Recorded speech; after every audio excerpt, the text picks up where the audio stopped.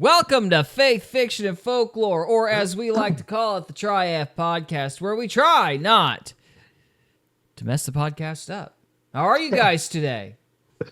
I'm swell, dude. How are you? I always hope you're going to say F the podcast up, and you never do. I just do it when the mood takes me. It's hilarious. So, Yeah. try to...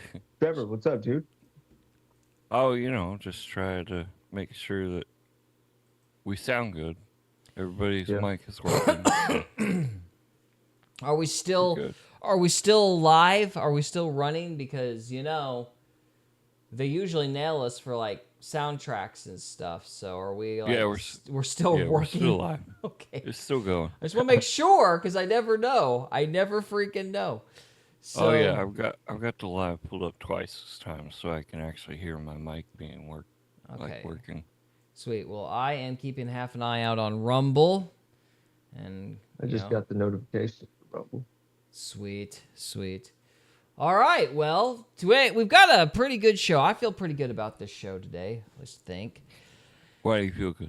I feel good because she's out. She's Who? out. Who's out, Gary? The Blondie. Blondie. Pam Blondie. She is no Pam more. Blondie? She's been ousted. She's been ousted. I'm so happy. Nice. Yeah, it's a good day. One down. But we'll talk about that later. What did she do wrong? Why did she get fired? Oh, I don't know. Something about phase 1, Epstein, a list. Saying, it's on my desk, guys. It's on my desk. Just wait for it. It's coming. Among other things. So anyway. So the whole thing you were super mad about, that was her fault. So this is pretty nice for you. Well, I don't know if it was all her fault, but it was mostly her fault. So I'm feeling pretty good. I'm feeling pretty good today. But we'll talk about that later. Then we've got to reread. Well, first we got to reread Genesis chapter 27. Because although there was a pretty good back and forth with somebody in the chat about the modal ontological argument, Trevor was on mute for that entire episode. So we can't have that. We didn't get any of the chapter read. So That's what happens when you have me run the show.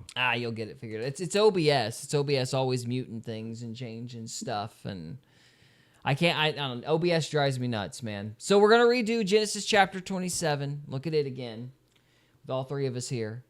And let's see, what else? And then we've got Animal Farm. They're redoing Animal Farm. This is the novel by George Orwell. The commies have said, well, we can't let this stand. We got to rewrite this too, Because that's what they do. That's what they do. Commie's going to commie. So anyway. Tommy's gonna come. Yeah, and then lastly, a mentor of mine passed away this week, so I wanted to end the show on a more somber note, and had a video prepared, and I wanted to commemorate him. Would that I have had more time, I would have made a better montage, but such as it was, I decided to basically grab a couple of the stories he told over the years and kind of use those as a highlight. So I wanted to pay respects towards somebody who was a pretty big influence in my life. Let's put it that way. So, and that'll be our show. So I guess we'll start off with the reading of Genesis 27. Who would like to read? Would you like me to? Or Cody, would you like to? Or Trevor, would you like to make up for your failure last week? That's a joke. I've got it pulled up. I can read it. Whoever wants to. And it came to pass that when Isaac was old, can you hear me? Yes, you're good. I can hear you. And his eyes were dim, so that he could not see. He called Esau his eldest son, and said unto him, My son. And he said unto him, Behold, here I am. And he said, Behold, now I am old. I know not the day of my death. Now therefore take, I pray thee, thy weapons, thy quiver, and thy bow, and go out to the field, and take me some venison. and make me savory meat such as I love, and bring it to me, that I may eat, that my soul may bless thee before I die. And Rebekah heard when Isaac spake to Esau his son, and Esau went to the field to hunt for venison, and to bring it. And Rebekah spake unto Jacob her son, saying, Behold, I heard the father speak unto Esau thy brother, saying, Bring me venison, and make me savory meat, that I may eat, and bless thee before the Lord before my death. Now therefore, my son, obey my voice according to that which I command thee. Go now to the flock, and fetch me from thence 2 good kids of the goats, and I will make them savory meat for thy father, such as he loveth. And thou shalt bring it to thy father, that he may eat, and that he may bless thee before his death. And Jacob said to Rebekah his mother, Behold, Esau my brother is a hairy man, and I am a smooth man. My father peradventure will... What does peradventure mean? Peradventure, perhaps my father might. There's a chance that. Okay. That's what I think it means. So, but we can Google it if we need to. My father peradventure will feel me, and I shall seem to him as a deceiver, and I shall bring a curse upon me, and not a blessing. And his mother said unto him, Upon me be thy curse, my son, only obey my voice, and go fetch me them. And he went and fetched and brought them to his mother, and his mother made savory meat such as his father loved.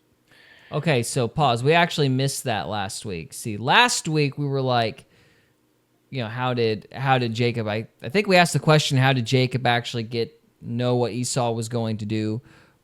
Rebekah prepared the food. So I think we missed that last week. Just for clarity. So Rebekah was the one who made the stuff, and she disguised it she made it the way Esau made it. That's what I'm trying to say. Yeah, she made it Yeah. the way her So husband would like it. yeah. So Because she took, what did she take, goats, and she's supposed to make it taste like venison. It's like, yeah, so she did something to the meat to make it taste right. yeah, they must have had like venison. So Gary, I'm gonna let you defend Jacob before I start in tonight Why would I defend Jacob? because he's Israel. No, he still did something bad. Why would I defend Jacob? You gotta go to. This story it's messed up, dude. Jacob sucks. Yeah, like a this is a terrible person. bad thing. I don't think the Bible's condoning this. This is a bad thing that happened. But he's the whole bloodline. Like Jacob's bloodline is the whole Old Testament, isn't it? Yes.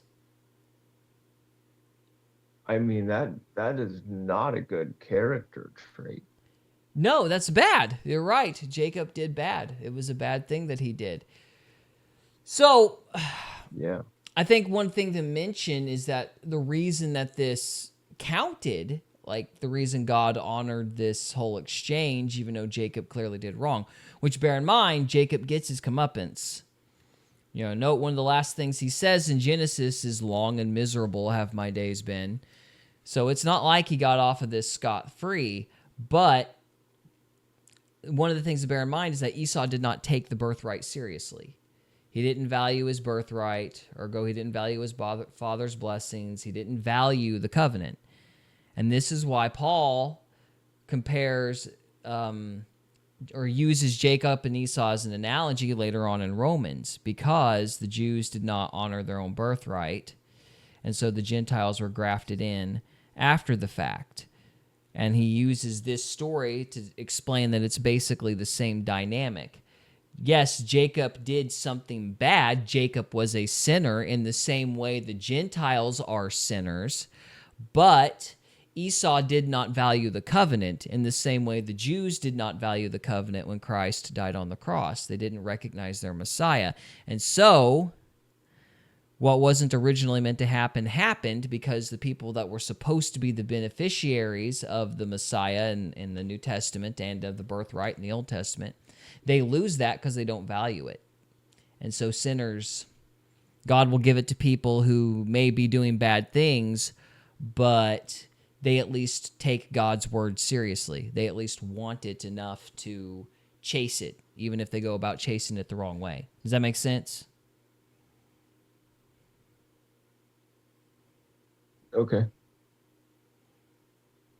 Yeah. So, Trevor, am I making sense, or do I need to explain something? So it's more about seeking God and his covenant and promises rather than Like, even if you chase God in the wrong I way, feel like the covenant as long is as you're superficial, sincerely though. chasing God, it doesn't matter. Like, God will honor somebody who's truly chasing after him, even if they're doing it like in a screwed up way because they don't know better or being pressured or whatever. Like, a person Sure. doesn't have to Yeah, be you're perfect. daring. They just have to take God's word seriously, I think is the point. yeah, because there's a lot of people right now like they're legit, like they come out of prison and they've done the absolute worst things you can do, and they're going into pastoral stuff, and they're leading lots of people to Christ. Mm-hmm. Yeah. Well, it's God. Makes sense. I think it's God being in a sense, a chess player. He's taking people's stupidity and still working a good out of it. You know. That makes sense. Yeah. I wonder if he'll take my stupid and do something with it. I hope. I don't know. feel I like face Esau plant was pretty more- hard. I'm sorry. Go on, I Cody. feel like Esau was more like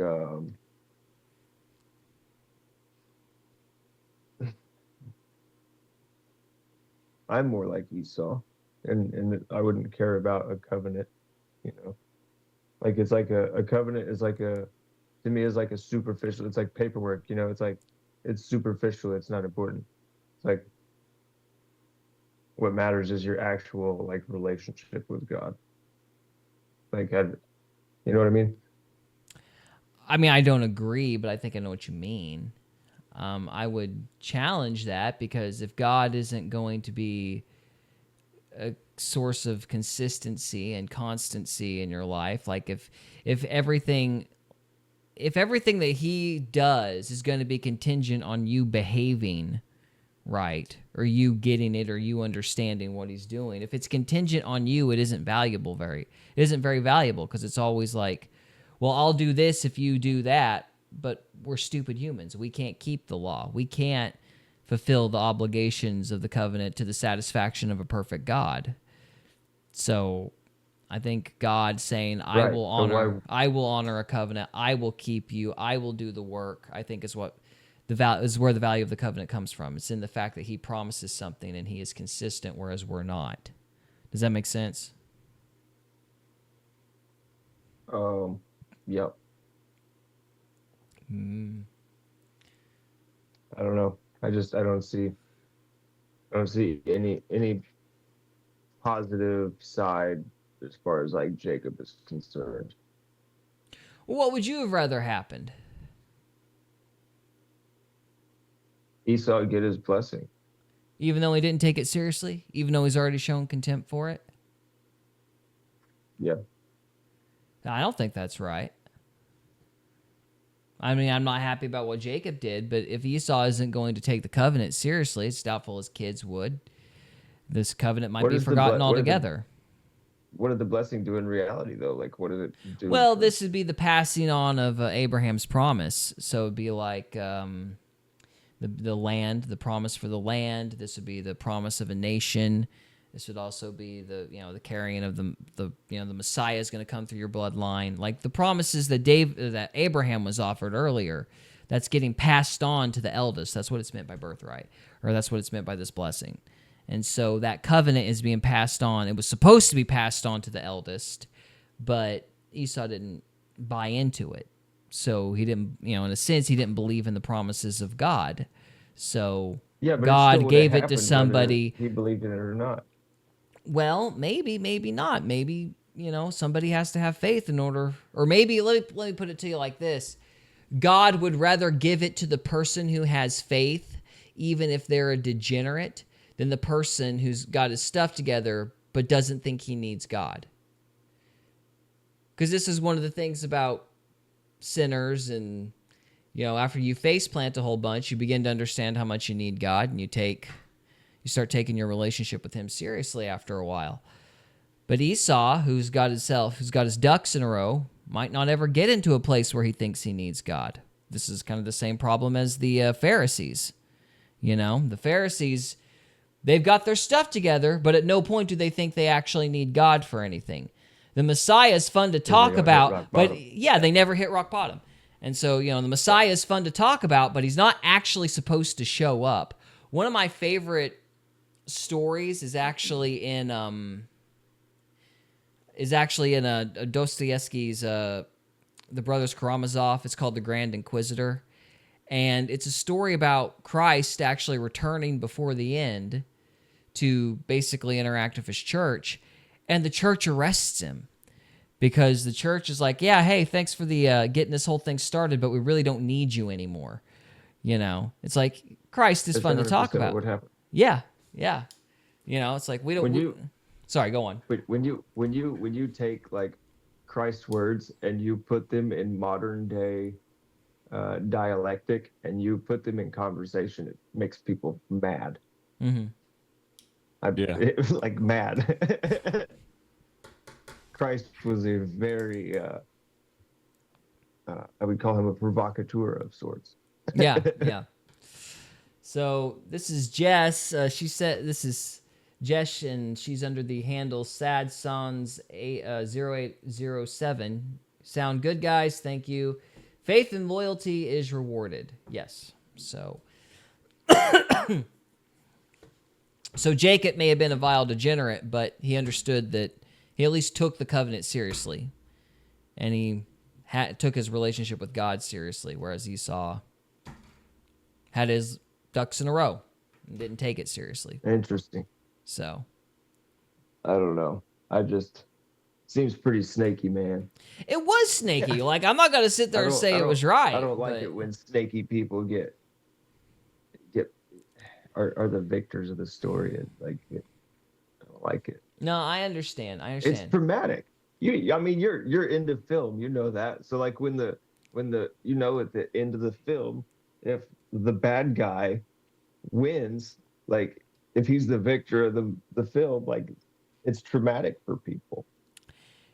Yeah, but I don't know. It's not like Jacob won at the end of the story, though. This is kind of like, if you're going to put it as like in a film context, this is your dark midnight of the soul moment. This is like the dramatic bad turning point for both characters, because Jacob's going to have to flee, and Esau doesn't get the rewards. There is a resolution at the end, but the tables are kind of flipped. Like, Jacob's scared of Esau by the end, but then Esau turns around and forgives him anyway.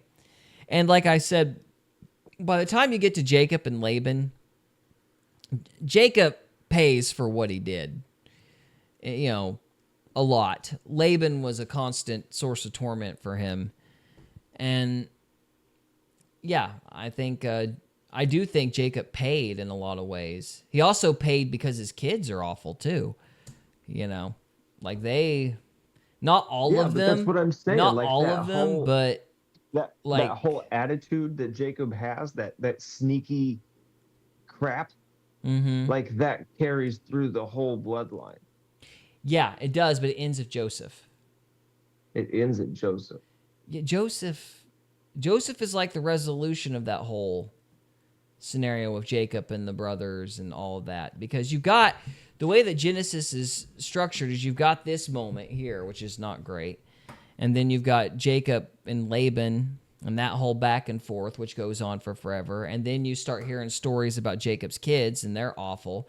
And that kind of reaches a climax, if you will, with what they do to Joseph. And then Joseph breaks the familial cycle, if you will, by actually insisting on doing the right thing, and then forgiving his brothers, and saving his own people, and then all of Egypt. Like this dysfunction. Yeah, it all ends with Joseph. You're saying this entire behavior stops at this period in the Bible with Joseph. Well, what Jacob's sneaky nature and all this that you're referring to, yes, it ends with Joseph. You might think of it as like a familial cycle thing, and through forgiveness, Joseph breaks the cycle. So who was Jesus calling a snake? What, the Pharisees? Those aren't the same bloodline? Jesus is part of that same bloodline, as are the disciples, as is most of the people from that area. So,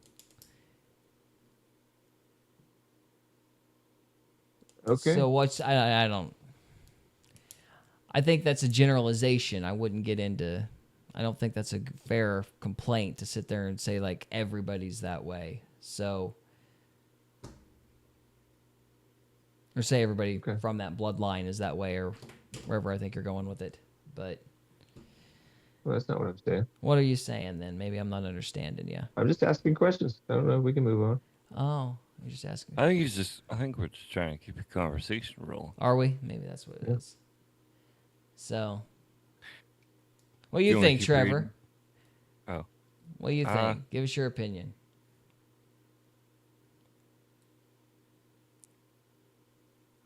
Yeah, no, I don't know. I'm not really. I don't know. I'm just gonna keep reading. Okay. Sorry. Cut the tension with a knife. So There you go. There you go. All right, go Man on. shall not live by bread alone, but by every word that proceedeth out of the mouth of God. There you go. That'll work. Where were we? Verse 14? And he went, And he went and fetched and brought them to his mother, and his mother made savory meat such as his father loved. And Rebekah took goodly raiment of her eldest son Esau, which were with her in the house, and put them upon Jacob her younger son.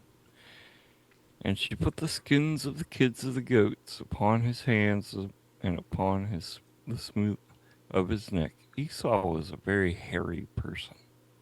Yeah. That's crazy. Yep. And she gave the savory meat and the bread which she had prepared into the hand of her son Jacob.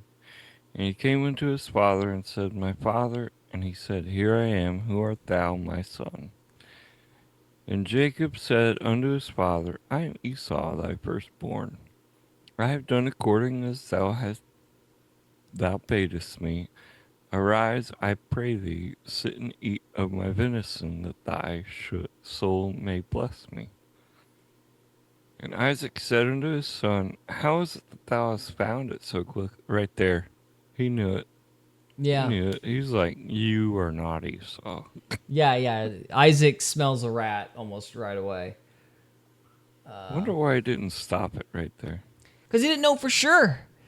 He couldn't prove it. He's half blind, but he's starting to suspect something. So, My son. Sad Sands, this is Jess, says Joseph ends the generational cycle by trusting God, and I think she means forgiving here, and forgiving his brothers. He brings the family back together. So yeah. Where are you at, Trevor? What verse? Verse 20, in the middle of it. Okay, And he said, Because the Lord thy God brought it to me. And Isaac said unto Jacob, Come near, I pray thee, that I may feel thee, my son, whether thou be my very son Esau or not. And Jacob went near unto Esau his father, and he felt him, and said, The voice is Jacob's voice, but the hands are the hands of Esau. And he discerned him not, because his hands were hairy as his brother Esau's hands. And so he blessed him. And he said, Art thou my very son Esau? And he said, I am. And he said, Bring it near to me, and I will eat of my son's venison, that my soul may bless thee. And he brought it near to him, and he did eat, and he brought him wine, and he drank. And his father Isaac said unto him, Come near now, and kiss me, my son. And he came near, and kissed him, and smelled the smell of his raiment, and blessed him. He even smelled differently. It's crazy. Yeah, like he's trying. He's like trying to figure it out. Yeah, he smells a rat. And said, See, the smell of my son is as the smell of the field which the Lord hath blessed. I don't know, we can move Therefore, on. God give thee of the dew of heaven, and the fatness of the earth, and the plenty of corn and wine. Let people serve thee, and nations bow down to thee. Be Lord over thy brethren, and let thy mother's sons bow down to thee. Cursed be every one that curseth thee, and blessed be he that blesseth thee. And it came to pass, as soon as Isaac had made an end of blessing Jacob, and Jacob was yet scarce gone out from the presence of Isaac his father, that Esau his brother came in from his hunting.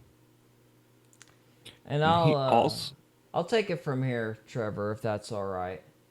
okay. Because you've been reading a lot. So, are we on 30? So we're on 31. Yeah, 31. Okay. Anybody have any thoughts so far before I go on?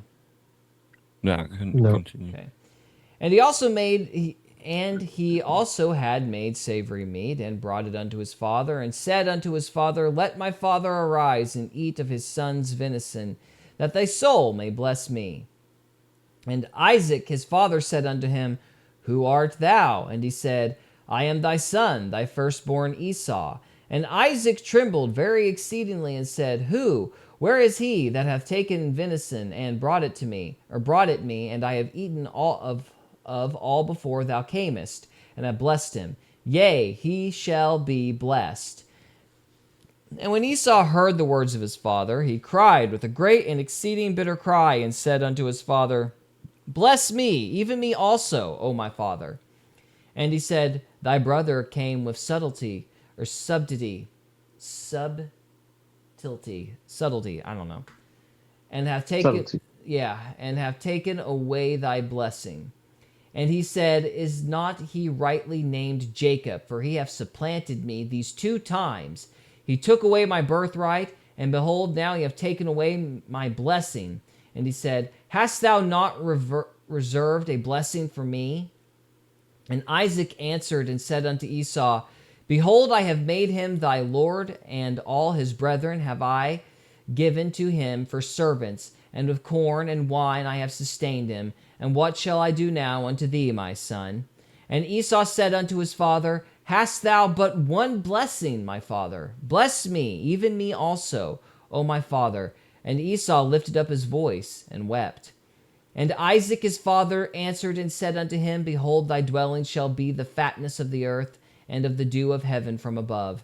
And by thy sword shalt thou live, and shalt serve thy brother. And it shall come to pass, when thou shalt have the dominion, that thou shalt break his yoke from off thy neck. And Esau hated Jacob because of the blessing wherewith his father blessed him. And Esau said in his heart, The days of mourning for my father are at hand, then I will slay my brother Jacob. And these words of Esau, her elder son, were told to Rebekah, and she sent and called Jacob her younger son, and said unto him, Behold, thy brother Esau, as touching thee, doth comfort himself, purposing to kill thee. Now therefore, my son, obey my voice. Arise, flee thou to Laban, my brother, to Haran.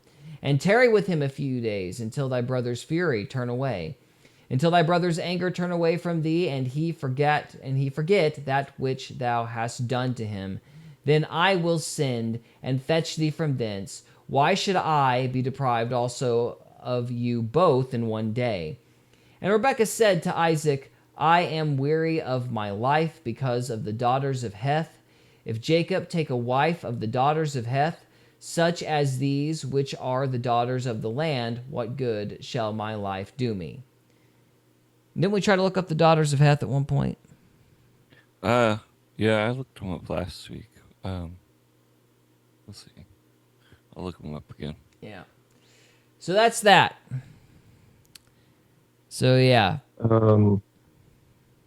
Yeah, so Jacob's terrible. It kind of sounds like Esau did take it seriously because he cried whenever he found out that Jacob stole it from him. So I think he cried after the fact, but I think the point of the soup analogy before is to show that he was glib about it.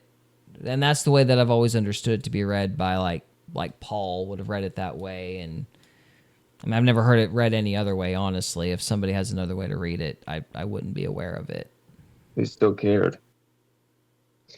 He cared after. It's like being guilty after you've been caught doing something wrong. You know what I mean? It's like you cared after the fact, but it was just kind of expected and you're not taking it seriously until after it all goes wrong. You know what I mean? More of a reaction than yeah. pre-action. Yeah, like he didn't actually honor it. It was just he was mad once it was taken away, but he kind of assumed it was him. Yeah, he took it as his right. He felt entitled to it, and because he was. Yeah, but he didn't take it seriously, and he sold his birthright, indicating he didn't take it seriously. So it got snatched away.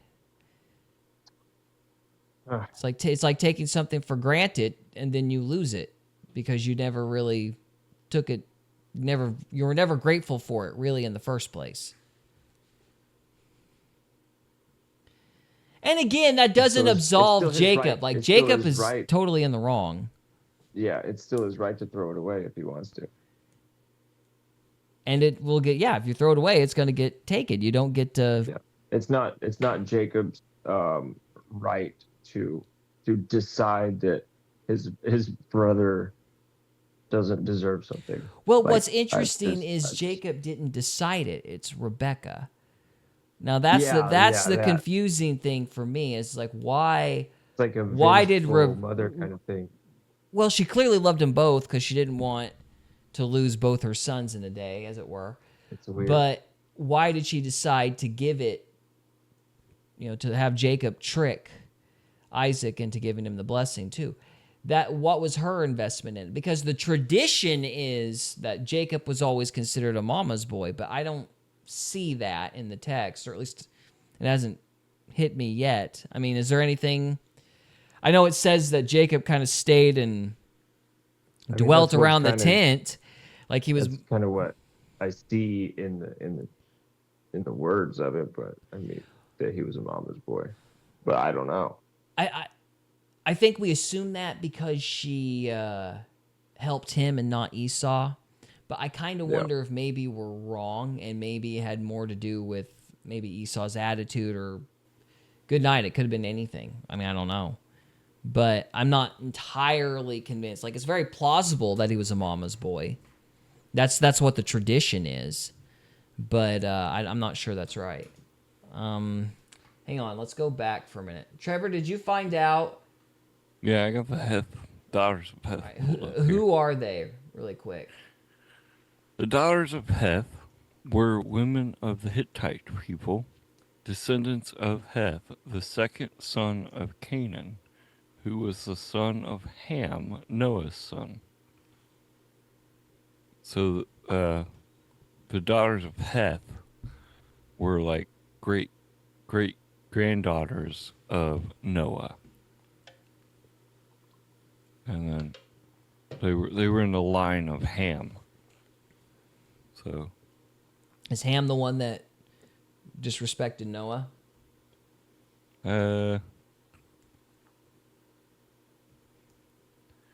I'm not sure.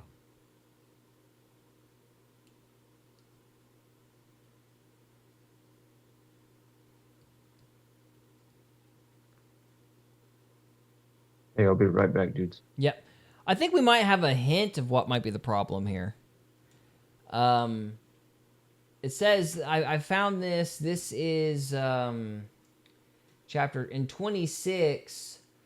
We get this brief little allusion after this Abimelech story. And it says, and Esau was 40 years old when he took his wife Judith, the daughter of Beri the Hittite, and Bashemeth, the daughter of Elon the Hittite.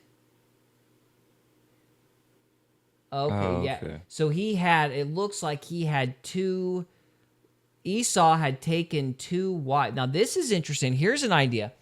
And I'm just speculating, I don't know. Maybe it had nothing to do with Jacob being a mama's boy. Maybe she's mad at Esau because he married Hittite women. Yeah. That might have been what it was. And that might be another indication that he's not taking the birthright seriously because he's marrying out of the bloodline. Yeah, Maybe that that's makes what it sense. goes. And that would explain why this is being brought up so quickly at the end of 26, and then the Hittite thing is brought up again at the end of 27. There's some parallelism there. So maybe that's what's going on. So yeah, it says He was getting out of the bloodline. yeah, and so it says in verse 34, and Esau was 40 years old when he took to wife Judith, the daughter of Beri the Hittite, and Bashemeth, the daughter of Elon the Hittite. So he took two Hittite women. That might explain, because if the people of Hath were Hittites, then you'd have parallelism.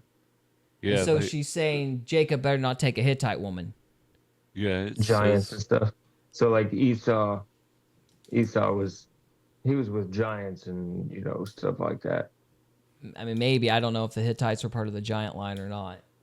hanging out with the wrong. It was like crowd. corrupt blood. Yeah, like Yeah. it was the Canaanites Moloch worshippers and Right. that whole bunch. So, Yeah, I read on down to more of this thing, the significance. The daughters of Heth serve as a symbol of the culture and spiritual challenges faced by the patriarchs. Marriages with Hittite women are depicted as potentially leading to compromise in faith and values. right. So they're worried about the kids starting to worship Moloch or something stupid if they married the Hittite women. So that might explain why she had Jacob take the birthright, take the blessing. If she was mad about Esau marrying Hittite women, that would explain the parallelism in 36 and 37. And that'd be a little more clear. Good find, bro. Thank you. Good find. Thank you. Appreciate that. Yeah, I think we're on to something there. Okay. Jess says he didn't want the toy until his brother stole it. And then she later adds, you don't know what you got till it's gone, with music symbols.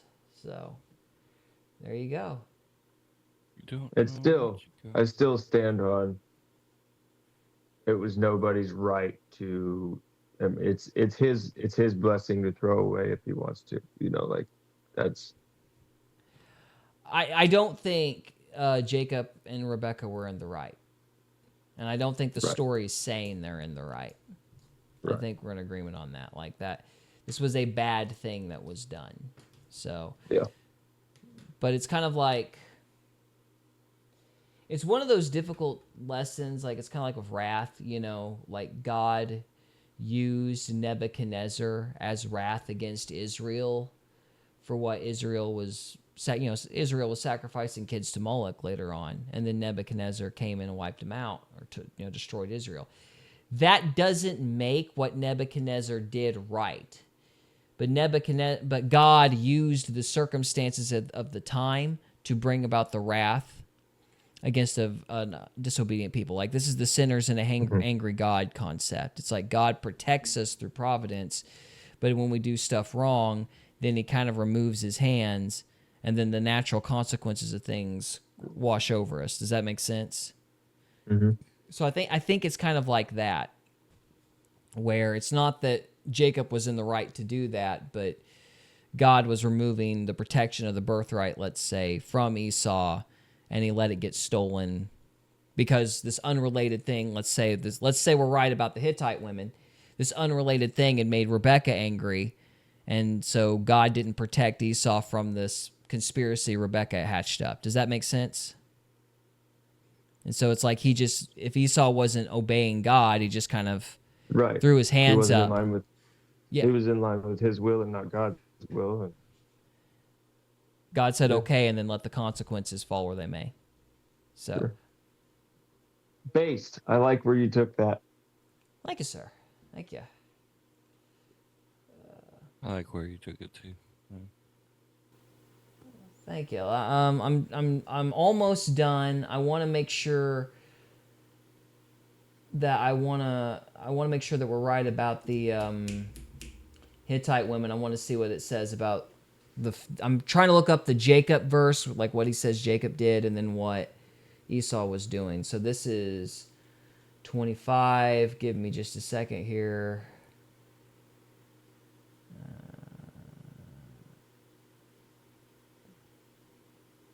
So let's see, 23. And the Lord said unto her, 2 nations are in thy womb, and 2 manner of people shall be separated from thy bowels, and the one people shall be stronger than the other people, and the elder shall serve the younger. So this is 25, verse 23. And when her days to be delivered were fulfilled, behold, there were twins in her womb, and the first came out red all over like a hairy garment, and they called his name Esau.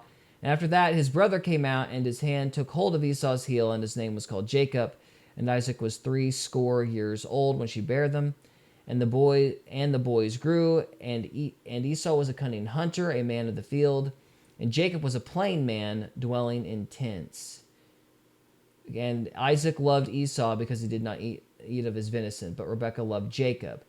Okay, so this does say that Isaac favored Esau and Rebekah favored Jacob. So we do have that here too. So that's 25-28.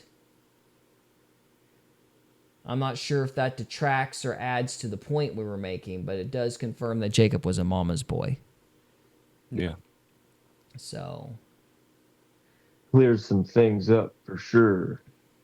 Yeah. Okay, so maybe it's cumulative then. So, I don't know. What do you guys think? I agree. Yeah. Yep. Trevor agrees.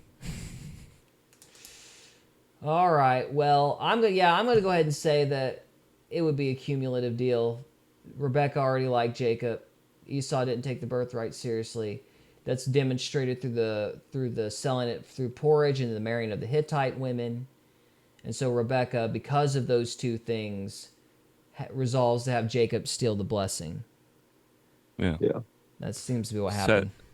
Sad Still sayings. irritates me, but I mean, I guess it is what it is. Yeah. Sorry, Trevor, what were you going to say? Sad sayings says the Bible is about flawed people and good things coming. In spite of people's flaws. Yeah. Excellent point, Jess. You are the smart one. So, all right. Okay. All right, so that concludes 27. Next week we'll be moving on to 28. So Cool. guess we'll move on to part 2. So, guys, if you're watching the live stream, stay with us. We've got another 3 segments left. Anywhere. Don't go anywhere. That's right. We got another 3 segments left. If Make you're sure watching, to hit the like and share button. yes, thank you, Trevor. Make sure to like, share, subscribe, hit that notification bell, and all those things, and read my books because I'm broke. Wait. Maggie Stone, buy my book. I'm poor. There we go. So, okay. All right, guys. You're doing what I should be doing. The marketing and the advertising. We need more calls to action. So, all right, guys. Thank you so much for watching, and we will see you next time. Thank you. We hope you enjoyed this episode of Faith, Fiction, and Folklore. If you did, we would love it if you would subscribe to us on YouTube or follow us on Rumble. We can also be found on X, Instagram, and Facebook. And we are available on Spotify, Apple Podcasts, Amazon Music, and iHeartRadio. Thank you again very much for listening, and we'll see you next time.